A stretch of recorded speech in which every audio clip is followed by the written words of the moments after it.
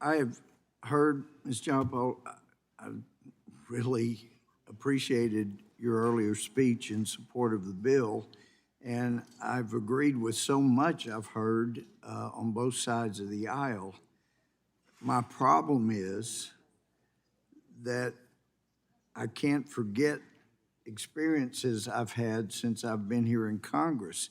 I remember in October 2008, it was the evil big banks. They brought us to the brink of ruin. They just came so close to destroying this country. And so Barack Obama was elected president, and the Democrats had the majority in Congress, so they passed Dodd-Frank. And since Bush left office, as I understand, 1 out of every 4 local banks is out of business. They've either been absorbed by the banks that brought us to the brink of ruin, or they've had to go out of business because they couldn't compete with the banks that brought us to the brink of ruin.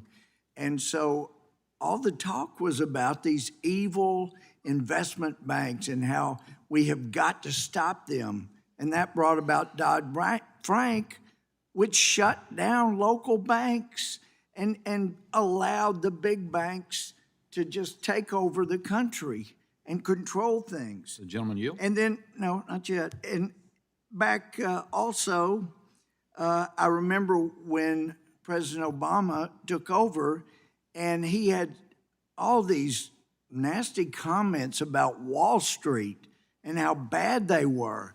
And we have got to stop Wall Street. They're ruining the country. And he was going to see that Wall Street was reined in.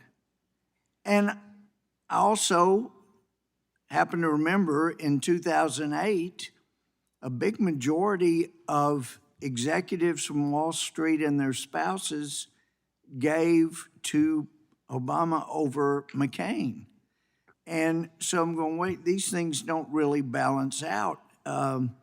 It doesn't make sense. Well, and then you can go online and find, CNBC has a good article about it. But in September of 2013, apparently it's the first time in American history, this president that said he was going to help the little folks that weren't making enough money, he was going after those people that Wall Street, the big banks and all, he had to admit in September of 2013 that between 2009 and 2012, 95% of income gains went to the top 1%. You can find other articles and information about how the income gap grew between the working poor and the mega rich that were giving to Democrats. And so, as I mentioned last night, my experience here is really brings it back to line. You know, no matter how cynical you get, it seems to never be enough to catch up. And so here, I like what I've been hearing here, but I remember this talk before and something clicked.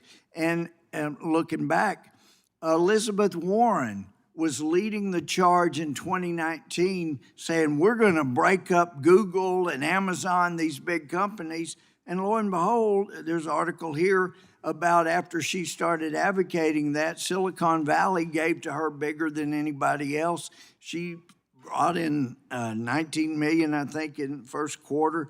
And so I keep coming back to this thing and what Mr. Bishop said, gee, if we give all this power to the FTC, is it going to follow the pattern of what I've been personally witnessing here for the last 12 years?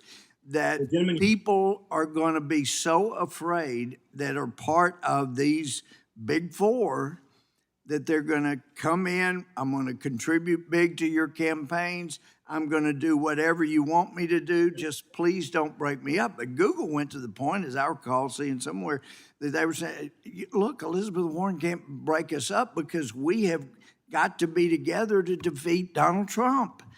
So I'm very concerned about all of this, and my time has expired, unfortunately, but I would just warn, The FTC will have power to strip 15% of a year's revenue or 30%. I mean, this is a powerful tool. We've got to be careful. That's not in this bill. That's in one we've already passed. The gentleman yields.